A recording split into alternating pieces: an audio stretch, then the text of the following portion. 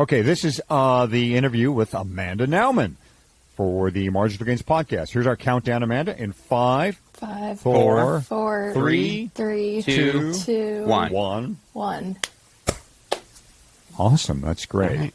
A little bit of lag. I think, Fatty, I will, for the YouTubers here, read the little bio I put up top, but I'll probably not put this in the audio portion, so all right. It's fine. Just so the YouTubers have it. Okay? And then I'll take the first question, and then we're off and running. Cool? Sounds great. Okay. Okay, Marginal Gainers, we're happy to welcome to the show Amanda Nauman, a.k.a. the Panda. Love the nickname.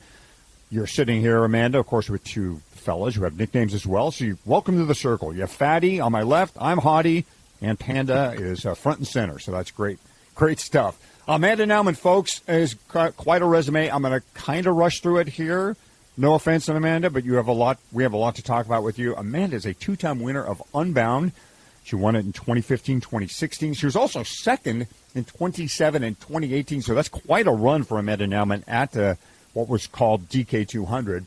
She was also second in the 350 XL in 2021. Only Lael Wilcox could beat her.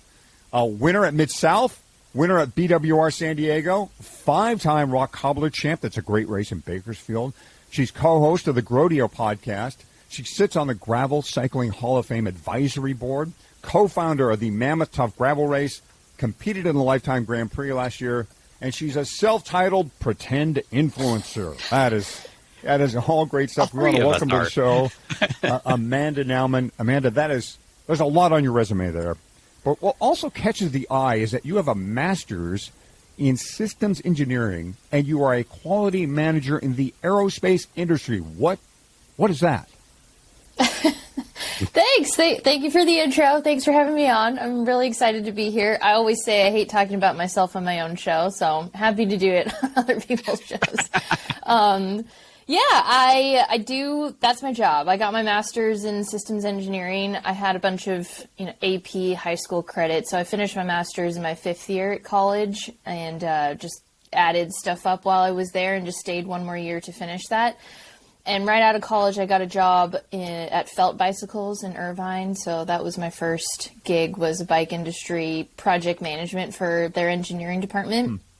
And I did that for a few years and realized I wanted to race bikes. And because of that, so I quit and tried to make money, realized I couldn't make money just as a woman racing bikes at that time. And then that was 2015.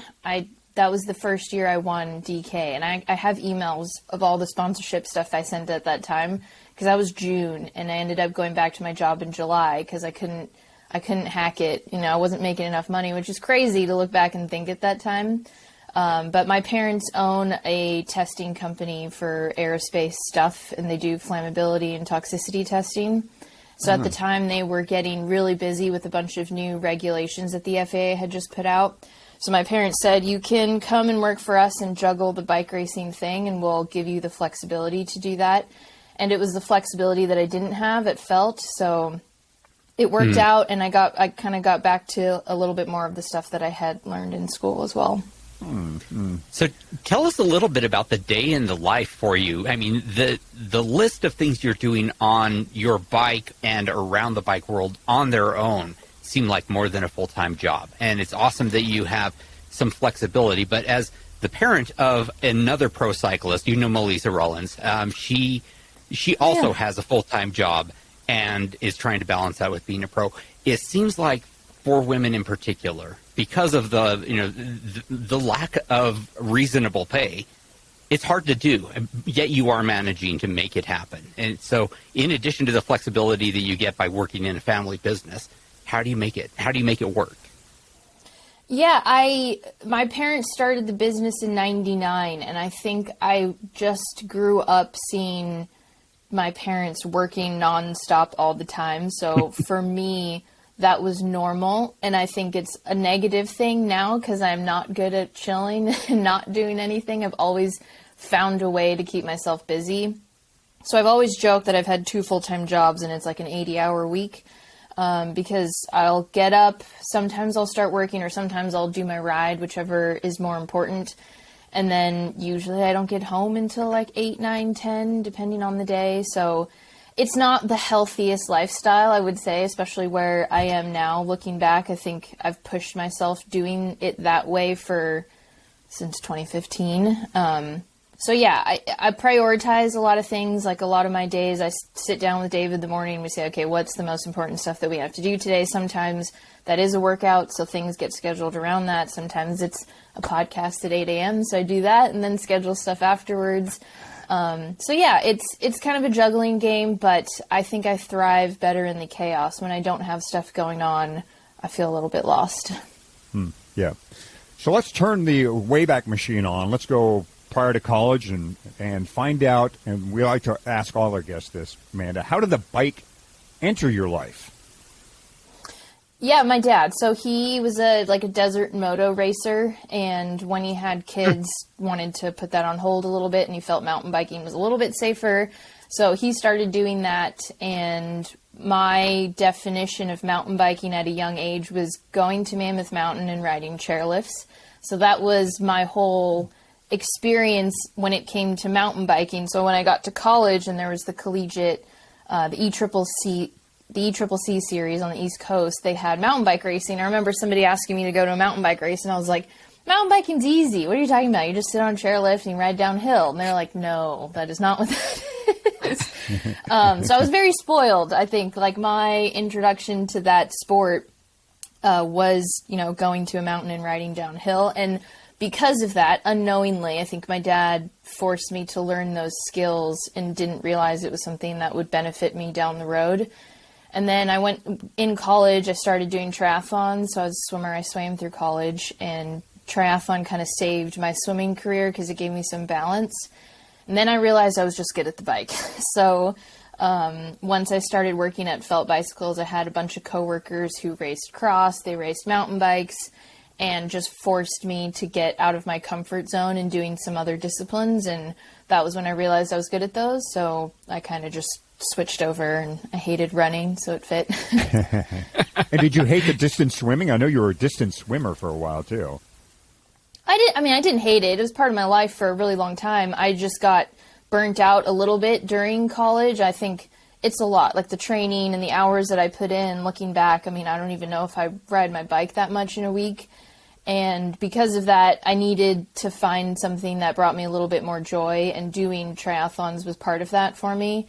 And being able, at the time, it was like a very early collegiate series for triathlon that USA Triathlon had just started. So I was doing well. There weren't very many women that were racing triathlons. And so when I would go to these races, I was doing well. And I was like, well, I could do this. And even though the running sucks, I'm good at it. So that was what I had focused on for a little bit. And also knowing, I think a lot of collegiate athletes struggle with the hard stop at the end of 4 years. All of a sudden you're an adult and you don't have that structure anymore. So for me, it was an easy kind of way to keep sports in my life. And that was something that was a big deal to me. And yeah, I always try to get, collegiate athletes and kids to find something that can transition them that way, because to be doing a structured regiment and training and all of that for so long and then to stop is hard. So I was lucky that I kind of had my way to ease into that. Now, the first time I started hearing your name was at local cross races here in Southern California local. Amanda Nauman. Here comes Amanda Panda Nauman. I hear your name quite a bit at the cross races. You're a pro cross racer, and a good one at that. But I want to ask you more of a philosophical question. What do you think is the deal with the pro cross scene, especially in the United States? It seems like such a great sport to attend, to hang out at, to participate in. It's the barrier to entry doesn't seem that bad. Like, closed courses, right? Everything is safe. Why is cross not more successful than it is domestically? Great question. I think all of the disciplines have a cyclical lifestyle, depending on what's cool, what the industry wants to push, and what people have time for. And social media, Strava, a lot of that stuff has influenced big rides, epic stuff, the algorithm for Strava, I'm pretty sure, is like the stupider the ride, the more it pushes you to the top of the feed. So if you're doing little circles in a park, it's not really going to get you as many kudos as if you do 200 miles in the middle of America. So that, I think, is part of it, honestly. It's something I haven't really dived into too much, but I know for me personally, on my Strava, when I do stuff like that, that's the stuff that gets the attention. So from just a psychological standpoint, people are like, oh, this thing is going to get me more attention, so I'm going to do that. That's part of it. And then, yeah, cyclocross being as dead as it is, especially in Southern California, is very sad for me because I wouldn't be where I am today without the SoCal Cross Series. Full stop. Like, I had such great success there, and it launched me into doing well at Cross Vegas and then wanting to do more UCI races. And I think back on that, and if I didn't have that SoCal Cross Series, like, I probably never would have raced Elite. Maybe I would have done some mountain biking because that scene was pretty good here, but I certainly wouldn't have been given the opportunities that I had, especially since a lot of those cross promoters ended up putting some of the biggest gravel events like Belgian Waffle Ride San Diego and Rock Cobbler. So I'm very grateful that it existed the way it did at that time and was so healthy because, like I said, I wouldn't be here today without it. But I wish it would come back. And I think this past Rock Cobbler in February, I finished that race and I was like, cross has to come back. Like, people were so stoked with that Bakersfield course. And it was just a really long cyclocross race. And I think maybe people will realize in a few years, like, oh, we can do this for an hour, make fun of other people doing it, get some cool photos, and then hang out in a park all day instead of, like, throttling ourselves for 2+ hours. So I think it'll come back. I think we're getting enough new people with gravel that it potentially will make them cross curious and think that this could also be something else that you would want to do, because people were like, it was so fun, we were hiking up this hill, and I was like, we could do this for 45 minutes on a cross bike. So yeah, I'm hopeful it'll come back. It'll make a resurgence maybe in Southern California, but there's a lot of barriers. I know it's not easy for Dot to keep doing those races, so we'll see what the future holds. Yeah, I think she's down to 3 races now, which, I mean, she never, I think, had more than a half dozen, but still, that's it's a loss of 50% of her races. And certainly if the enthusiasm was there, participation was there, if the gravel distraction was not there, it'd probably help her a lot. USA Cycling could probably step in and help some, too. I mean, this show and you, we've both spoken to Brendan Quirk. I know he has a lot on his plate, right? It would probably help on a national level if the sport was being boosted more. And you got to look at what it develops too, right? If you look at Matthew Van Der Poel and Wout van Aert and all the great Dutch women cyclists out there, like, cyclocross can be this great jumping off point, right? To create these fantastic, fast, honorable athletes to adore. So I'm rooting for the cross scene too. I'm going to try and get back in it myself, and I do hope it somehow finds its spot in the entire scene, which gets us to gravel, right? I mean, you started doing gravel events before we called them gravel races. You mentioned Sam Ames there and Rock Cobbler. Like, he never called those gravel events. It was just, come do my wacky sort of cross race event. BWR, too, was probably out there before gravel races. You were doing those. So I would call you an OG, an original graveler, if you don't mind the term. Yeah, I like that. And then, I guess in 2014, your partner David came back from Kansas and said to you, I'm pretty sure you could win this event. And that event was DK. So tell us about your history with DK and why you decided to dive into the gravel scene and kind of reaching the pinnacle of gravel by winning that thing twice. Yeah, so Dave had planned to go, Carmichael Training Systems at the time had like a little, you could buy their support package for DK. And so they had some coaches go out there and ride the event and get them some experience to know kind of what they were pitching to have athletes come a few days early and get some riding in leading into that event. And Leland Danes, who was one of the promoters, had actually worked for CTS prior. So he had this relationship, and that's part of why that started. So CTS had the flexibility to have people come out. They were going to do the support at the checkpoints for them. So they had Dave and some other coaches go out in 2014. I was like, you're crazy. You want to ride 200 miles, whatever. I'm going to go to Big Bear and do this mountain bike race.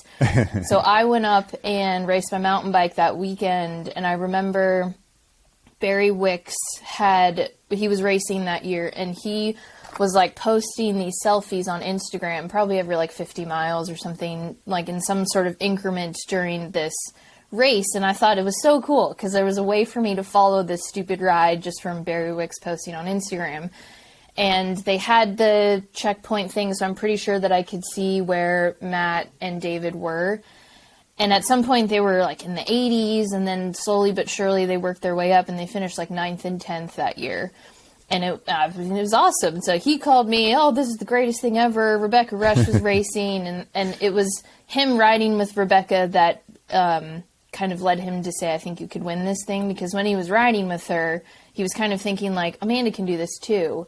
So that was where that all came from. And so I didn't believe him. I was still very skeptical that I could even finish 200 miles. But I did Belgian Waffle Ride San Diego, Chino Grinder, and Rock Cobbler that year leading into DK. And I did really well at all three of those. I won Chino Grinder, and that kind of led me to, okay, I think I can do this. And reluctantly agreed to sign up. And CTS had spots because of their partnership with the coaching thing and the support. So that was how I got in. And yeah, the rest is history. But that was the introduction to everything. And I will say that those California races and doing Chino Grinder, those early things where they were calling them gravel grinders, or Marks was even still saying that San Diego was a road race, and Sam was saying Rock Cobbler was just a really long cross race. Like, it was these weird mixed surface, early like wacko rides that inspired me to go do another wacko ride in Kansas. I mean, you won the mud year, didn't you, with Yuri Oswald? Wasn't that one of those years? Yeah. That's oh man, what a day. And that was sort of a career-making day for him. I mean, he already had a more or less established career, as well as his day job. Why would you say that did not make a career for you? I mean, you talked about how you thought that on the heels of that, you might be able to make it as a pro only, and it wasn't possible. Why not? Ugh. Age-old question, huh? I mean, I think a big part of it is because I'm a woman. Exactly. Like, I love Yuri. This is no shade on him. But during that award ceremony, they called me up as the woman that won, right? And then when they called Yuri up, it was like standing ovation, this huge thing. And I remember the table of people that I was sitting with, they were all like, why didn't this happen when Amanda went up? And I think it was the perfect snapshot of how those kinds of accolades get looked at, period, from the men's and women's side. And yeah, I've thought about it a lot. Like, I think we were just at a different time, and that was really only 8 years ago. And the women have always been an afterthought, especially in the early days of that discipline, just at that time in general. Because I think it was maybe only a few years prior to that like all the World Cup cyclocross races were still super early in the morning for the women. They weren't even getting paid the same amount still. So it was like not the norm at the time. And I was very optimistic that like, yeah, I deserve this stuff. I can get more sponsorship. I thought winning that year was going to get me more sponsorship for cyclocross. That was my goal. I didn't want to keep doing the crazy long stuff, but yeah, and even when I wanted to quit working at Felt, my boss sat me down and he was like, you're never going to make enough money as a woman. And I was like, I'm going to prove you wrong. And it was really hard for me that year to admit to myself that I couldn't. And that wasn't my fault. It was just what was going on at the time, and people not giving those sorts of results equal treatment, I would say. But yeah, it was a weird time, I think. And like I said, I love Yuri. It's no shade on him. It's just kind of the atmosphere at the time, I guess. And things are different now, which I really appreciate. And part of why I love doing some of the coverage and talking about the women's racing and all of that is because I didn't get that 8 years ago, and I think I love being able to offer that for the women now. Mm-hmm. How much have things changed? I mean, is winning Unbound now a career-making move? Can you make it as a pro on the back of that victory? Yeah, for sure. Yeah, 1,000%. I don't know what people are making now. It's hard for me to wrap my head around what kind of sponsorship deals come through. Like, I mean, Lauren winning and being able to quit her regular job and have her team match that salary. I'm like, that I can't even understand that, because that I couldn't even get emails back from people when I said I won those first 2 years in Kansas. So yeah, it's great. I'm happy for everyone that's able to do it now. And I think it's a sign of how healthy the discipline is and how much of a good semi-spectator / participatory sport it is, in that the industry wants to support it because they see a benefit from it. So yeah, it's changing for sure. And I think that there's a lot more equal treatment now. Some people would say like, oh, hardly, like the women aren't getting paid enough as the men. And I'm like, yeah, but they're getting paid. like baby steps. Mm-hmm. Mm-hmm. Yeah, but so I get the feeling that you think it's still falling short of where it should be as far as equity goes and sponsorship dollars. Yeah, for sure. Like in that Girls Gone Gravel podcast, I asked them, like, do you really think that the men are making that much money? And they're like, yeah. And I was like, in my mind, I think I've just created my own narrative where I think they all talk each other up like crypto bros. They're all just like, yeah, we make so much money, we do all this stuff. And like, it's their own thing to keep hyping themselves up, and they'll all make more money if they keep talking about how much money they make. That was my theory, but everybody's been telling me like, no, Amanda, they are just making a stupid amount of money, and I can't understand it. So yeah, I think that obviously the women have a bit of a ways to go, or maybe they don't, and they're just a little bit more modest in how they talk about stuff, and maybe it is more equal than I think. Okay.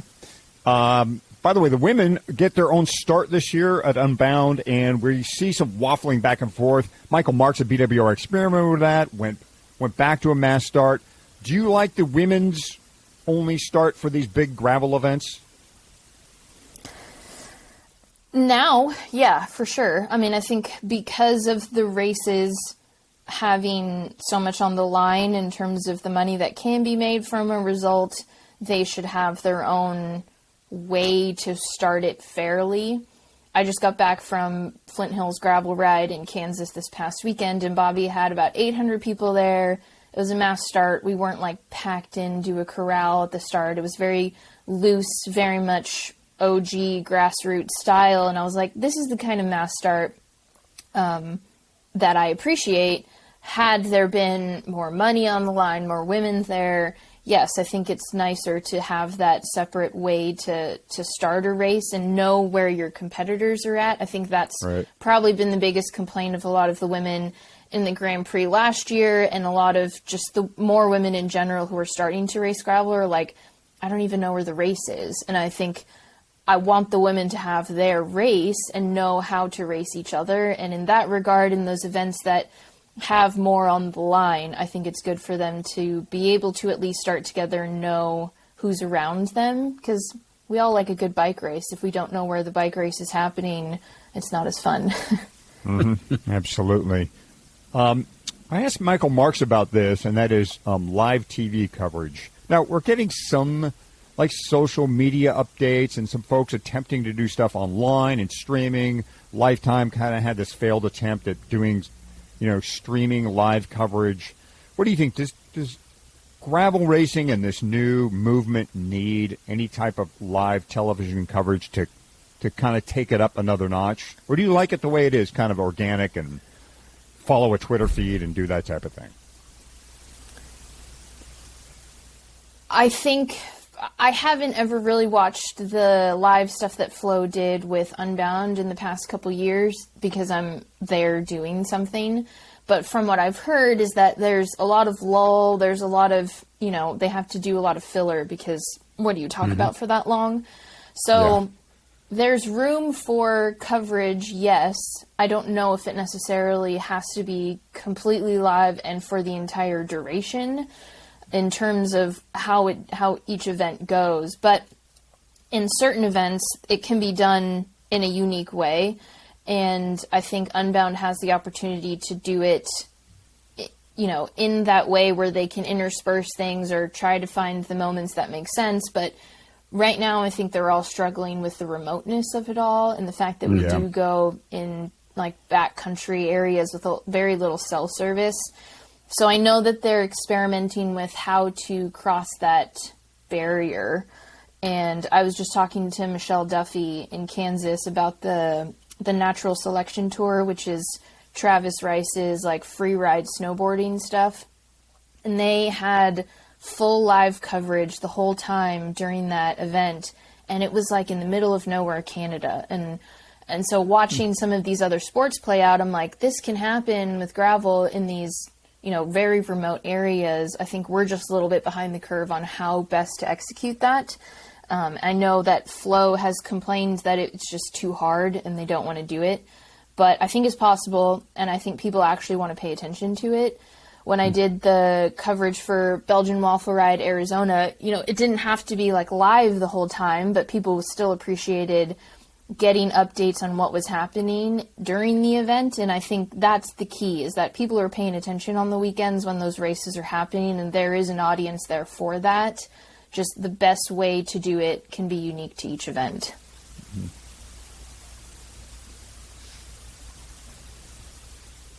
Want me to go? Oh, it's up to you. I can keep going, or go ahead, Fatty. No, I want to switch over to the marginal gains piece of cross for sure, but more gravel. I think that there's still a lot of marginal gains to be had, and maybe even the low-hanging fruit, the easy gains. Where do you think those are for yourself and for others? It's funny that you started that question saying cross, because I think I brought a lot of the cross mentality to gravel, just in the way that I approached the racing. And cross is very much a puzzle, just like gravel is, and that's my brain is a very math brain. I like trying to solve a problem.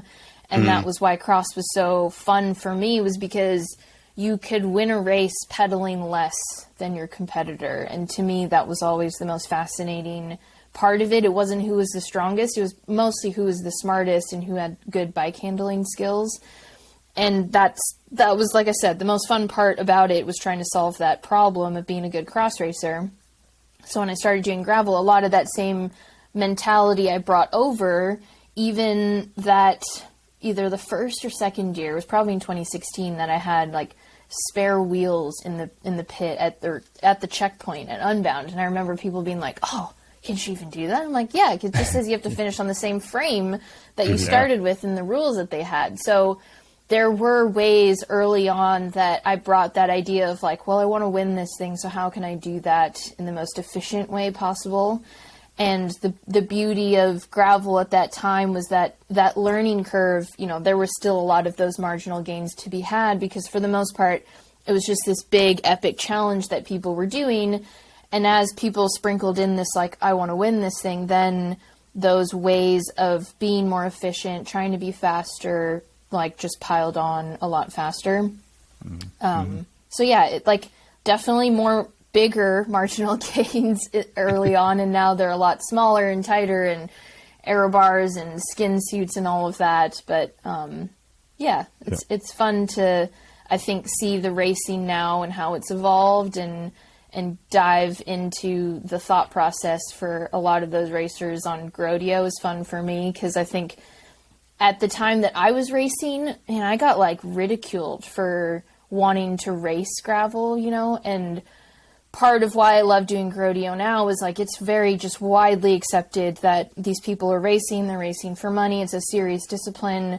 Whereas early days when I was doing it, like, some people weren't happy that I was racing it, and that's, I think, changed now. And so it's fun to be able to see people just being able to do it.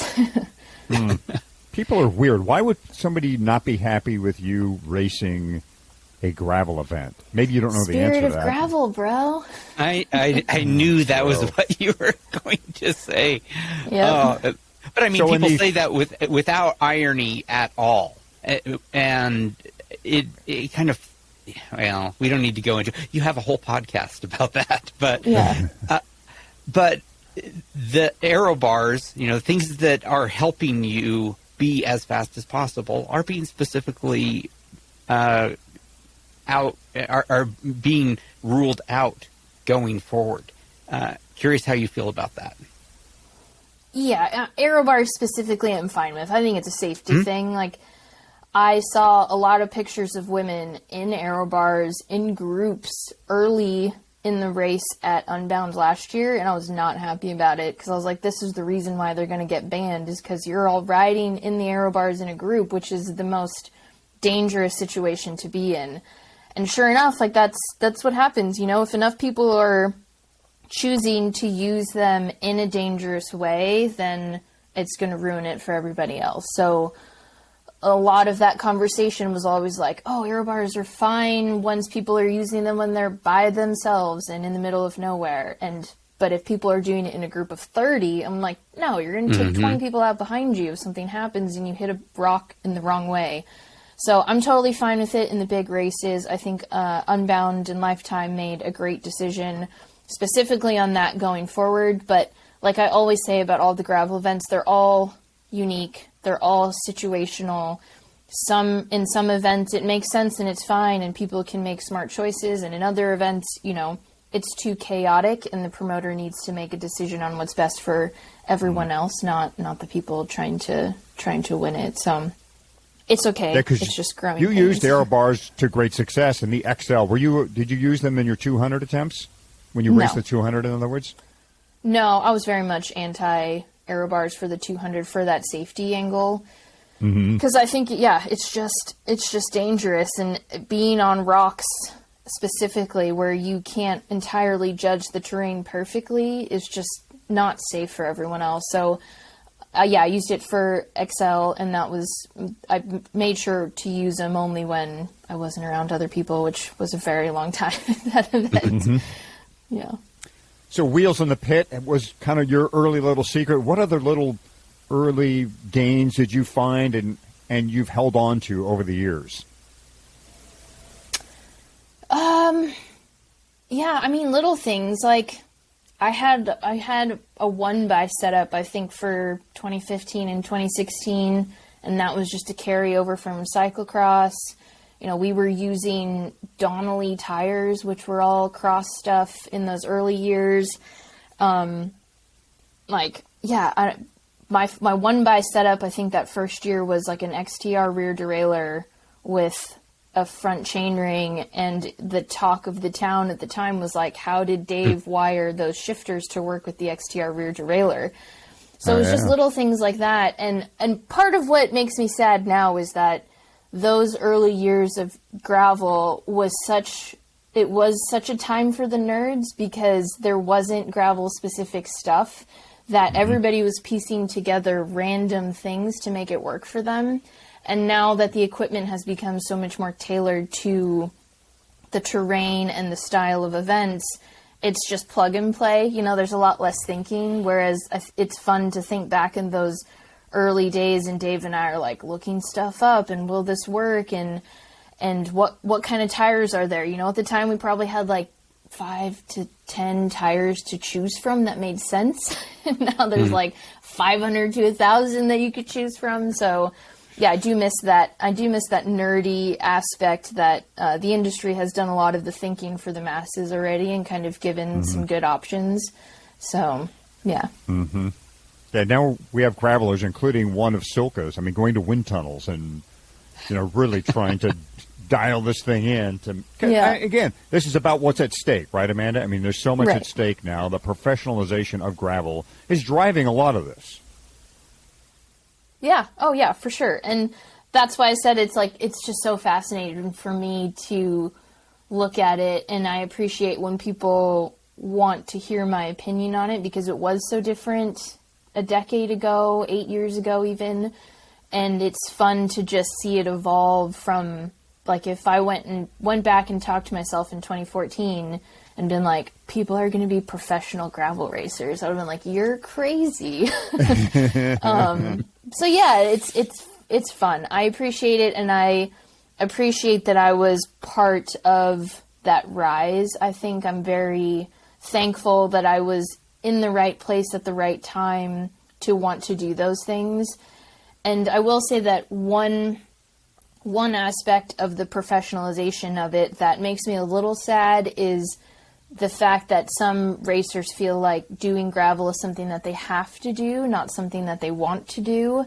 And that's the part I hope doesn't get lost. And I think as Unbound rose in popularity, I remember seeing some pros showing up, and their message on social media was very much, oh, my sponsor's making me do this. Oh, they want me to be here, so I have to do this thing.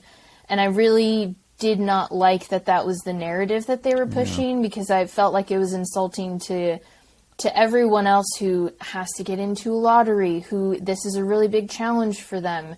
Not everybody has the chance to just show up and do it.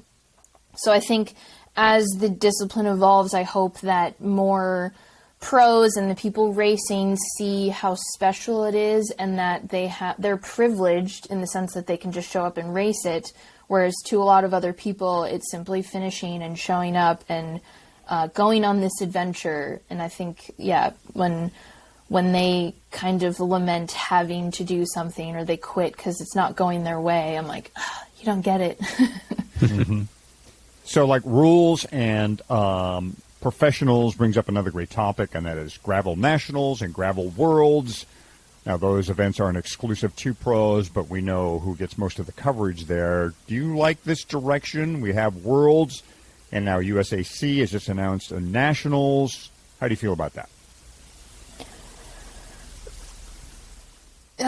A lot of thoughts. Yeah, I will say that I was definitely someone who would push back on the idea of all of that within the last decade. But I have grown as a person, and I think looking at the discipline as a whole, I understand why it has to evolve the way that it does. And part of why that Brendan Quirk episode we did for Groadio was the impetus of that was me wanting to ask him those hard questions, like, what is going on now that there's a rainbow jersey? Because we just went from, oh, this is a discipline and it's for everyone and it's fun, to like, you can win a real rainbow jersey. And that throws in so many questions. And I think it's great. Like, the fact that we can do any version of gravel that we want, whatever that means to us, I think is awesome. And that's the part that I've grown to. Whereas in the past, I would have said, like, we don't need a nationals race. Why is there going to be a worlds race? Like, just keep gravel the way it is with these grassroots events. But as it keeps growing and people want a safe environment to race in, actually race their bikes without worrying about getting hit by a car, once more of those variables get thrown in, then I was like, okay, if these governing bodies that focus on safety and rules and doing things in a safe environment for the racer, then I'm okay with that. And I think that's the part that I've grown to, is like, yeah, USAC does, like, what they are most excellent at is putting on an amazing nationals race. And I've been to several disciplines within USA Cycling's umbrella, and they just put on a killer, safe nationals event wherever they go to. And I know that they can do that for gravel, and I think that that's great. I think the UCI has a little bit of a ways to go in terms of doing it the right way, but it's there, and it's moving, and we're at a very unique point in time for the discipline that it's that transition to legitimizing it, I guess. Mm-hmm. Yep. Okay, LIfeTime Grand Prix. You're a participant, and you're a podcaster, so you look at this from two angles, obviously, as a participant, as a first person, and third person. So give us your LIfeTime Grand Prix. We had $250,000 on the line, 60 participants. Give us your LIfeTime Grand Prix report card. For me personally, it was a fail, but for, I think, the series as a whole, it was a great first step for LIfeTime in what they were trying to achieve. And I think they have very good intentions of what they're trying to offer spectators, participants, the racers, and, fandom in general of watching all of this go down. Obviously, they knew that the first year wasn't going to be perfect. And one thing they did a very good job at was asking everyone where they came up short and making sure that they make those changes going forward. So I think it's awesome for the off-road discipline and for bike racers who want to focus on racing in the dirt. Like I said, if I look back in 2013, 14, 15, there was money in cross. Like if I wanted to race cross and I wanted to get sponsorship money there, I never thought that could come because of gravel or from gravel. But it's there now for gravel. And I think, I think it's great that people can race that way and try to make a living doing it. I will say with LIfeTime at the moment, I think they're struggling between being great event promoters and also being like a middleman for marketing. And I say that because in the conversation we had with Chemo and a lot of the interviews that he's done, he always says, I want to bring non-endemic sponsors in and be able to have these bike racers make more of a living because of this platform I am offering them as bike racers. And I think that's the part that's potentially coming up a little bit short for me, because where LIfeTime is excellent at is putting on a great event, just like USA Cycling is. But if he keeps saying that, I want them to make money and I want them to have opportunities and maybe bring in non-endemic sponsors, I'm like, you're not helping there. You're just providing the platform. So maybe LIfeTime should just focus on the event part, or they should do more for the athletes in terms of offering that exposure. Because for me personally, I think that that's where they could potentially fall short in the future, is if they focus on telling the stories of 5 out of the 30 riders, then what's the point for the other 25 riders? So, like I said, I love what they're doing. I think what they're doing is great. I just struggle, for me personally, knowing that was my biggest gripe last year. And I look at those other 25 riders, even let's say the 20 that aren't going to make money. And that's my big question. And if I was advising anyone in that group of 20 and be like, why are we doing this? What is your why? And if the goal is to make it into that top 10 and make the money, then that's great. But is the exposure being in that 11th through 30th worthwhile? And that part I don't know yet. Mm-hmm. Yeah, because there literally was no exposure, at least in the video series, for anyone who wasn't on the podium at the end. Not only that, but they wouldn't, right?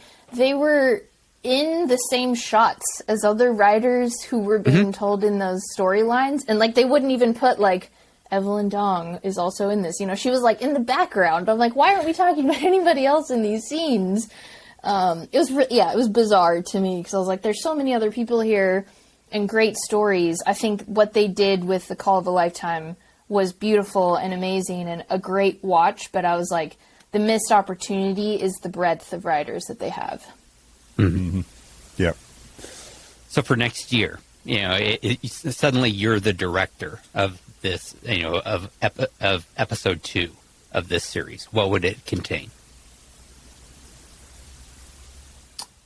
I don't know if it's financially possible, but I would tell the stories of the men and the women at that race. I understand why they alternated male-female, just from a resource standpoint of what the film crew is capable of. I get it, but I think especially the Unbound recap, I've heard people say, obviously they picked the men because that's the biggest race, but they could have thrown in a little bit about Sophia winning, I think it was frustrating, I'm sure, for some people watching that to be like, yeah, we know what happened to the guys. Let's show Sophia winning a little bit. So I think maybe showing a little bit less of one focus for each race and trying to spread it out if they could, like I said, if it was actually possible from a resource standpoint. And then not only showing the front, the people who, especially last year, everybody paid for their entries. So it was a financial commitment from a lot of the riders from 11th to 20th just to be at all of these events. And I think there's some great stories there. And those are the people that benefit from the exposure more than the people who are winning at the front. Mm. And that was, something that was really eye-opening in my conversation with Sophia is she kind of flipped the script on them and was like, actually, I'm the one bringing them exposure, so they should pay me potentially for being the face of this YouTube series. And my mind was blown. I was like, I didn't even think of that. Yeah. 'Cause I was so focused on like back of the pack, it being good exposure for everyone else that wasn't making money. Whereas she's like, no, I'm the one bringing them exposure. And I was like, okay, here we go.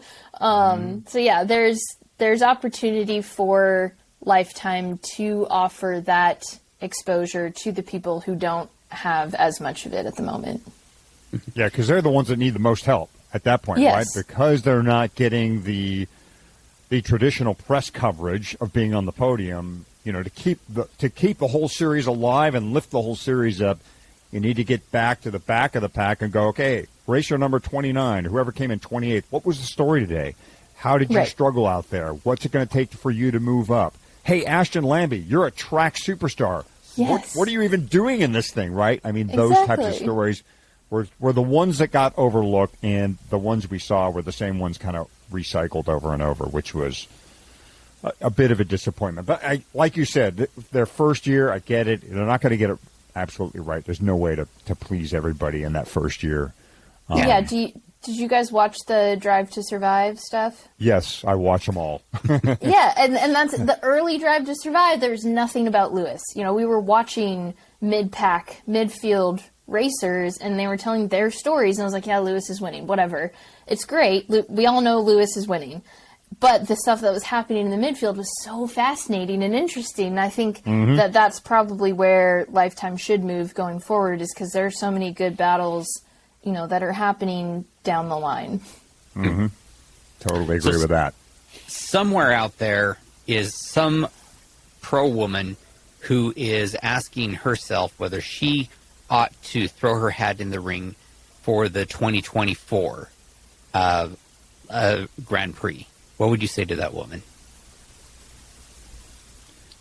Sign up for some of the bigger events this year and see how you fare and what kind of, and where you can make improvements and how much you want to commit to this. I'm just going to use Sarah Lang as an example. I think she won Rooted and Vermont Overland. She's from the East Coast.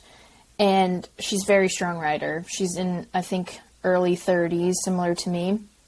And so she is that woman, potentially, that you were theoretically asking me about. And she was asking me those things. What should I do? And I was like, well, you're at the age where you have to make a decision financially. And so that is the stretch currently with gravel and racing in general, is that to put yourself out there is a big financial investment, and you're investing in yourself to go to these events and try to get results. And if you don't, being able to have the mental capacity to say it's okay and move on to the next one and focus on what your goals are.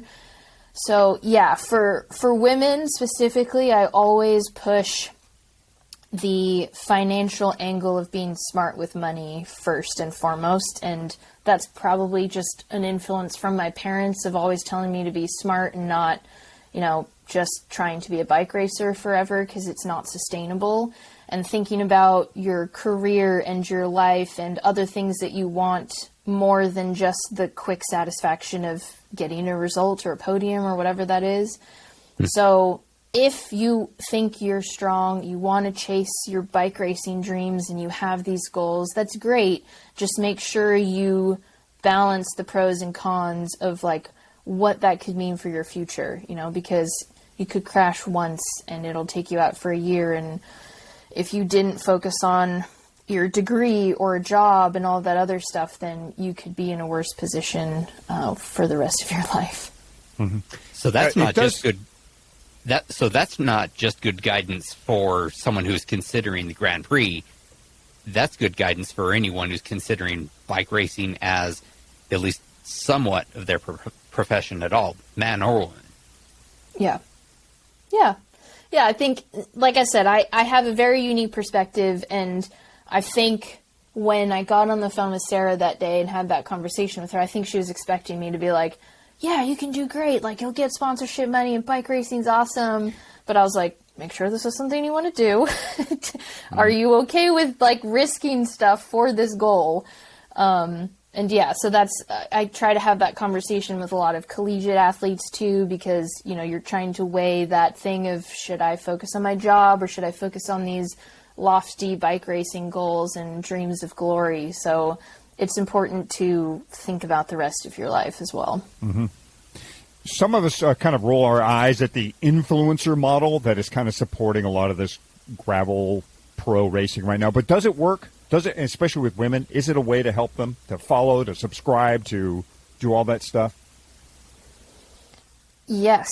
I think 2 years ago, if you had asked me that question, I would have been like, no, it's not as important. Like, focus on the results. But I had a sponsor that came in and out of my life last year, and part of why they left was because their justification of it was my social reach wasn't enough on Instagram, and I didn't have TikTok, and I wasn't a YouTuber. Therefore, they were moving on to someone else. And it was like I was shocked. I was like, I didn't know we were here. I didn't know this was a thing, and it was going to be a thing that would make me lose one of my biggest sponsors that I had ever had in a 1-year contract. So it is evolving. So like I said, 2 years ago, I would have been like, no, but I am trying to preach to everyone now that this is a thing that sponsors are talking about, and it is part of your business model in a sense of you have this leverage with your social media presence. And as much, like I said, I hate it. And I hate that it is part of the game. And it wasn't until that conversation with that one specific sponsor where I was like, okay, like, game on, that this is a serious part of, like, who cares that I've won 2 Unbounds and been on the podium 4 times, right? Like, I don't have a YouTube, so screw you, Amanda. That was mind-blowing to me. So I think, like I said, it's a different time now. So for people who are pursuing bike racing, as much as I hate to say it, you do have to invest in your image and your ability to tell a story and have what you're doing mean something to an audience. Like I said, I hate that, but it is part of being a bike racer nowadays. Yep. But you are making it your own in a way. I mean, with a Groadio pod, I mean, that it's not YouTube, it's not Instagram, it's not TikTok. It is actual smart adults having a conversation about a relevant topic. I love that. Yeah, thanks. Yeah, and that's more my jam. Like, I don't have time to edit YouTube videos, like, especially with having a job and other things. I'm like, whatever, I'm balancing stuff. And that's the other thing I need to remind people, your listeners, like, I have a job. So all of this stuff that I do as a bike racer has always had to be fun for me. So when things did not start bringing me joy, or that part of the job felt like it wasn't fun and I was doing something for more of a financial reason than a bringing me joy reason, then I need to cut it out. So, like, I tried YouTube, but I just didn't have the time to do it because, like, my other job actually pays me. So, pros and cons, weighing stuff out of what's important. Mm-hmm. So, yes, engineer, bike racer, podcaster, a thinker about gravel, and you're a promoter. You have, of course, the Mammoth Tough race in Mammoth, California. Great country, by the way, folks. Eastern Sierra is absolutely beautiful. Now, the Mammoth Tough, had tough beginnings, no pun intended or intended. First, the pandemic came along, couldn't race it then. Then there were wildfires, right? Smoke got all over the course, couldn't race it then. But finally, last year, you folks got the Mammoth Tough off and running, which was great to see. So tell us about the Tough, and then tell us about these gravel camps too. Are the two connected, or are those two separate things that you do? Yeah, we started Mammoth Tough, the idea of it probably late 17, early 18, this idea that we knew there was something special in that area. And I've always said training there was what led to my success early on in gravel, because it's the closest thing in California that I could find to that Midwest style where you're just pedaling endlessly.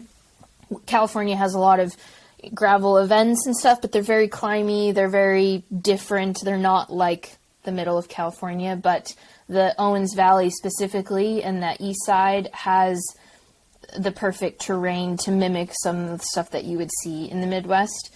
So we said we're either going to keep this place a secret because I am racing well because of training there, or we're going to share it with everyone. So we decided on the latter and tried to start, making connections in town and see how we could put on an event there. Met all of the right people. At the time, one of the women that was working for Visit Mammoth, she was so into it, she came out and raced the 50 at Unbound, I think, just to see what gravel was all about.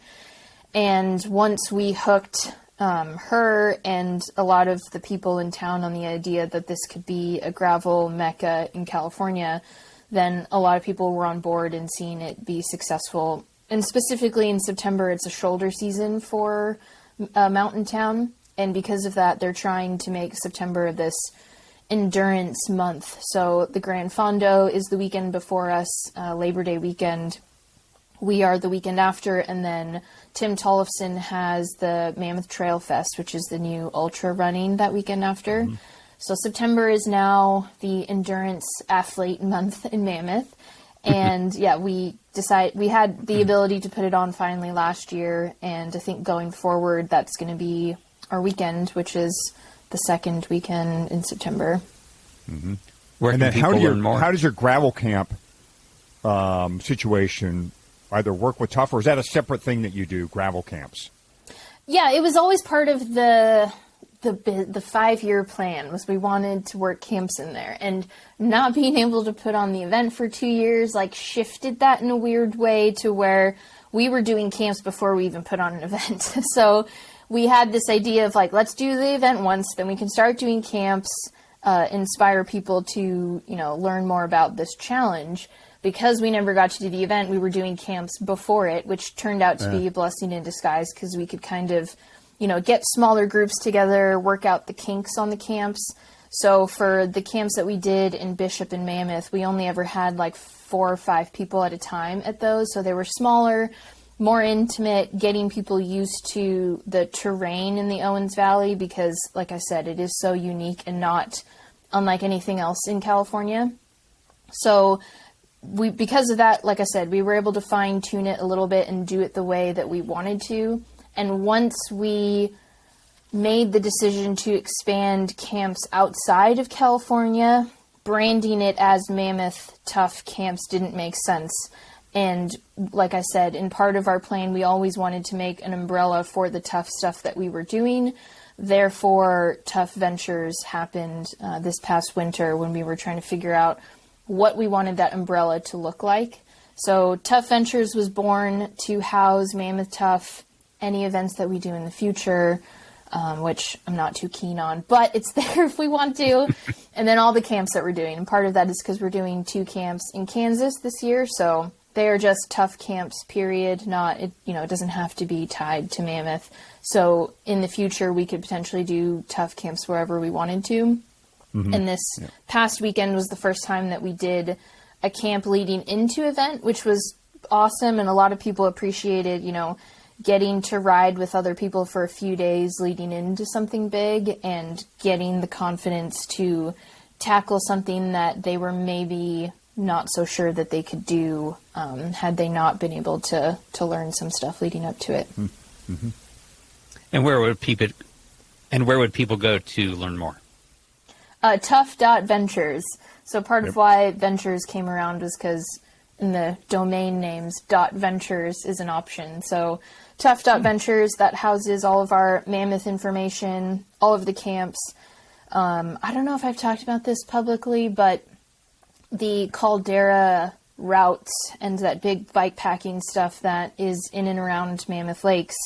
The person who was like the keeper of the routes and admin on the Facebook group and all of that, he just got a job with the Forest Service and kind of gave me and Dave the keys to the Caldera Castle, and the Forest Service in and around the Inyo National Forest is fine with us kind of being the keeper of that stuff. So pretty soon we're going to add all the Caldera information to that site as well. So these gravel camps sound like a great way to get introduced to riding off-road on drop bar bikes or whatever bike you want to choose. But what are the keys, Amanda, to getting more women? I'm not talking about pro women, just women involved in cycling, especially off-road cycling. What are the hurdles here? What are the keys to getting more women involved? Confidence.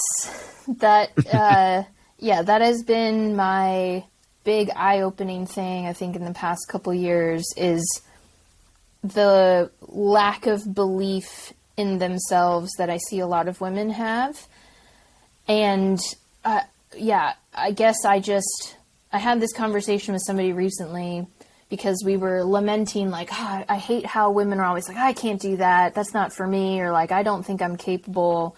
And the negative self-talk is very, very prevalent. And we were talking about how our parents were the type of parents that encouraged us to do whatever we put our mind to. And it was a big realization for me as an athlete, realizing that not every woman had the same upbringing in terms of people telling them that they could do whatever they wanted to. Yeah. And so that has been something I've been trying to work on figuring out as women or adults and wanting to take on these challenges or not thinking that they can take on these challenges. How do we encourage them to believe in themselves? And a lot of times with these big gravel events, even Mammoth Tough, the marketing is, this is really hard, it's tough, it's not an easy thing to do, And so while that marketing works for some people, it doesn't work for all women. And I think the more that we can find ways to handhold a little bit in terms of making them feel like it's something that they can do instead of like, come do this stupid hard ride. Like, no, come do this thing and challenge yourself and have fun. There are ways that we can try to help more women think that they are capable of doing it. So, the camps are one way. Even just having conversations with other women is another way. I talked about this on Craig Dalton's podcast, but husbands, fathers, brothers, uncles, cousins, your male counterparts, you all have the ability to instill a lot of that confidence in women. Like even me, for example, Dave calling me and saying, I think you could win DK. Had he not said that, I probably wouldn't have ever believed it, and there's a lot of power in encouragement from men, from other women specifically, and I think we all have the ability to stop saying, like, how come all these women are doing it, and just, like, ask them instead and try to quell fears as much as we can, and I think we'll all be better for it. Yeah, we can't just sit by and passively say, well, we want more women here. You're going to have to go out and do something about it. It's got to be affirmative, right? You can't just be passive about it. And that's the way it's going to happen. And you can't drop your ladies on rides, men. Don't do that. Stick with them. If you want to ride with your ladies, stick with them then. Don't just drop them and say, well, ride harder. Ride like me. It doesn't work that way. Yeah. And then they will eventually pass and then they will drop you. Yeah, right. If you do that, they will drop you. And Fatty knows. Oh, do I? Yeah. So why don't we wrap things up here? You mentioned the Groadio Pod. By the way, I love that name. Gravel. I just love that thing. I wish I'd have thought of it. I would have taken it right away. Groadio Pod is such a cool name. I really do. But since we are all nicknamed here, Fatty, Hottie, and you're Panda, tell us, you got to give us the origin story. Was this something you accepted? Was it self-titled, or did you just go along with it? Was it just a convenient rhyme? Yeah, it was convenient. I'm half Asian, and one of my best friends in high school is half Mexican, And she just said it one day. I played water polo for a summer, and she was on the swim team with me. So it was kind of a sports team nickname from high school that just stuck. Yeah. And as I, trying to figure out your own branding as an athlete as I got older, I was like, well, I'll just keep this. Yeah, good one. Yeah, and it works in bike racing, right? Because if somebody yells out Amanda, well, there could be another Amanda in the race, but if somebody yells out Panda, you're going to be the only one. And you'll go, oh, they want me, right? Yes, exactly. All right, Amanda Nauman, man, this has been a pleasure. We really enjoy hearing from a true thinker in this space come on and talk about, a wide number of topics. It's been all great information. We're going to tell folks to listen to the Groadio Podcast. If you love Amanda's voice, it's always on. There's hundreds of episodes you can go back and listen to. And, of course, support Mammoth Tough and her tough adventures or tough camps. Amanda Nauman, thanks again for being on the Marginal Gains Podcast. Yeah, thanks for having me, guys. I really appreciate it. I hope everyone enjoyed that. Their early marginal gains of gravel and then smaller marginal gains now. Thanks, guys. They're all smaller in the end. Yeah. Thanks, Amanda.